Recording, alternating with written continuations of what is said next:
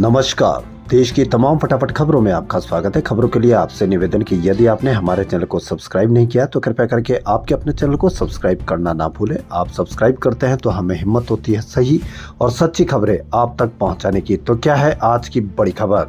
गुरुवार को राहुल गांधी ने अमेरिका में गौतम अडानी पर लगे करप्शन के आरोपों पर बड़ी प्रेस कॉन्फ्रेंस की। उन्होंने कहा कि अडानी जी 2000 करोड़ रुपए का स्कैम कर रहे हैं और बाहर घूम रहे हैं क्योंकि पीएम मोदी उन्हें प्रोटेक्ट कर रहे हैं। गौतम अडानी ने अमेरिका में क्राइम किया लेकिन भारत में उन पर कुछ नहीं हो रहा। अडानी की प्रोटेक्टर सीबी की चेयरपर्सन माधवी बुच पर केस होना चाहिए। न्यूयॉर्क की फेडरल कोर्ट में हुई सुनवाई में गौतम अडानी समेत 8 लोगों पर अरबों की धोखाधड़ी और रिश्वत के आरोप लगे हैं। यूनाइटेड स्टेट्स अटॉर्नी ऑफिस का कहना है कि अडानी ने भारत में सोलर एनर्जी से जुड़ा कॉन्ट्रैक्ट हासिल करने के लिए भारतीय अधिकारियों को $265 मिलियन यानी करीब 2200 करोड़ रुपए की रिश्वत। आरोप है कि ओडिशा, तमिलनाडु, छत्तीसगढ़, जम्मू कश्मीर राज्य में बिजली कंपनियों के साथ कॉन्ट्रैक्ट करने के लिए सरकारी अधिकारियों को रिश्वत दी गई थी। अडानी ने देश को हाईजैक किया। अडानी का कुछ नहीं होता। प्रधानमंत्री कुछ नहीं कर सकते क्योंकि पीएम मोदी उनके दबाव में है। अगर मोदी ने ऐसा किया तो वह मोदी भी जाएंगे। अडानी ने देश को हाईजैक कर लिया है। अमेरिका में उद्योगपति गौतम अडानी समेत 8 लोगों पर अरबों रुपए की धोखाधड़ी के आरोप लगे। यूनाइटेड स्टेट्स अटॉर्नी ऑफिस का कहना है कि अडानी ने भारत में सोलर एनर्जी से जुड़ा कॉन्ट्रैक्ट हासिल करने के लिए भारतीय अधिकारियों को $265 मिलियन यानी करीब 2200 करोड़ रुपए की रिश्वत दी है। यह पूरा मामला अडानी ग्रुप की company Adani green energy limited और एक अन्य फर्म से जुड़ा हुआ है। 24 अक्टूबर 2024 को न्यूयॉर्क की फेडरल कोर्ट में केस दर्ज हुआ था। बुधवार को इसकी सुनवाई में गौतम अडानी, उनके भतीजे सागर अडानी, विनीत एस जैन, रंजीत गुप्ता, साइरल कैबिनेस, सौरभ अग्रवाल, दीपक मल्होत्रा और रुपेश अग्रवाल को आरोपी बनाया गया है। राइटर्स की रिपोर्ट के अनुसार गौतम अडानी और सागर के खिलाफ गिरफ्तारी वारंट भी जारी किया गया है। सागर अडानी ग्रीन एनर्जी लिमिटेड के अधिकारी है। अडानी पर आरोप है कि रिश्वत के इन पैसों को जुटाने के लिए उन्होंने अमेरिकी निवेशकों और बैंकों से झूठ बोला। अमेरिका में मामला इसलिए दर्ज हुआ क्योंकि प्रोजेक्ट में अमेरिका के इन्वेस्टर्स का पैसा लगा था और अमेरिकी कानून के तहत उस पैसे को रिश्वत के रूप में देना अपराध है।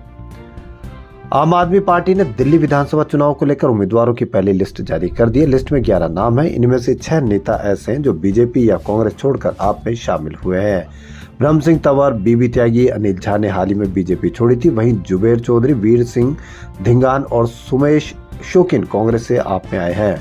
दिल्ली विधानसभा का मौजूदा कार्यकाल 23 फरवरी 2025 को खत्म हो रहा है। इलेक्शन कमीशन मौजूदा सदन के 5 साल के कार्यकाल के खत्म होने की तारीख से पहले चुनाव की प्रक्रिया पूरी कराता है।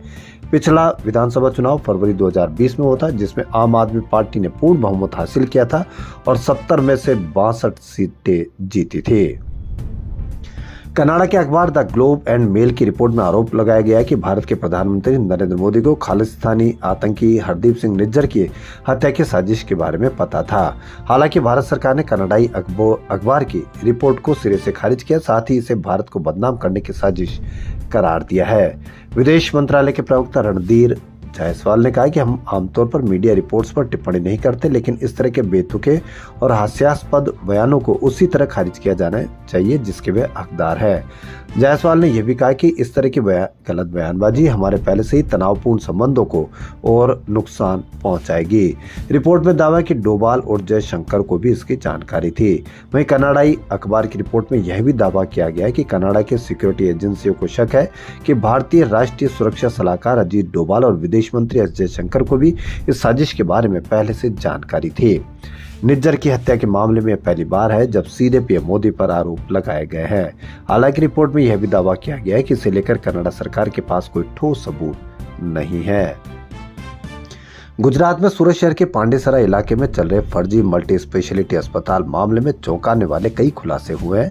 दरअसल बिना किसी परमिशन के एक खंडर थिएटर में चल रहे इस अस्पताल के तीनों डॉक्टर भी फर्जी निकले। तीनों के ही पास कोई मेडिकल डिग्री नहीं है। इतना ही नहीं, इनमें से एक डॉक्टर तो सूरत और नवसारी में अवैध शराब बेचने के मामले में भी गिरफ्तार हो चुका है। मामला तब और गंभीर हो गया जब पता चला कि इस अस्पताल में पिछले काफी समय से बिना मेडिकल डिग्री के 2 डॉक्टर बकायदा मरीजों का इलाज कर रहे थे। ये दोनों वही शख्स हैं जिन्हें पांडेसरा इलाके की पुलिस करीब 5 साल पहले फर्जी सर्टिफिकेट के जरिए मेडिकल प्रैक्टिस करने के मामले में गिरफ्तार कर चुकी है। भास्कर की जांच पड़ताल में पता चला कि प्रमोद तिवारी के खिलाफ 26 अप्रैल 2015 को सूरत एंटी करप्शन ब्यूरो ने मामला दर्ज किया था। आरोप है कि उसने मोबाइल शॉप में काम करने वाले कर्मचारी को धमकाकर पहले मोबाइल फोन की मांग की। हरियाणा विधानसभा चुनाव में ईवीएम हैक का मामला अब पंजाब हरियाणा हाईकोर्ट पहुंच गया। कांग्रेस के प्रदेश अध्यक्ष उदय भान ने दावा किया कि चुनाव में 14 विधानसभा सीटों पर धांधली की गई, जिसके लिए पार्टी के पास पर्याप्त सबूत है। कांग्रेस ने जिन 14 सीटों पर ईवीएम हैकिंग का दावा किया, उनमें से 4 सीट ऐसी जिन पर हार जीत का अंतर 3000 से कम है। वहीं एक विधानसभा सीट ऐसी भी है जिस पर भाजपा उम्मीदवार ने महज 32 वोटों से जीत दर्ज की है। आरोप कौन कौन से लगे, ये आपको हम बताते हैं। पहला आरोप है, कांग्रेस अध्यक्ष उदय भान ने हरियाणा विधानसभा चुनाव के नतीजे ईवीएम हैक करके बदलने का 8 बड़े आरोप लगाए। उन्होंने कहा कि 8 अक्टूबर को चुनाव के नतीजों से पहले कांग्रेस के हरियाणा प्रभारी दीपक बाबरिया को एक मैसेज मिला था। दीपक बाबरिया को चुनाव नतीजों से पहले सुबह 7:30 बजे मैसेज आया, जिसमें कहा गया कि कांग्रेस 14 सीटें लूज करेगी। इस मैसेज में 14 विधानसभा सीटों को ईवीएम हैक करके बीजेपी जीतेगी, ये दावा किया गया था।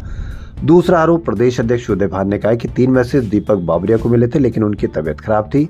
इस कारण से हमें ये मैसेज 9 अक्टूबर को मिल पाए। अगर दीपक बाबरिया को मिले मैसेज हम सुबह 8 अक्टूबर को मिल जाते तो हम नतीजों से पहले भंडाफोड़ कर देते।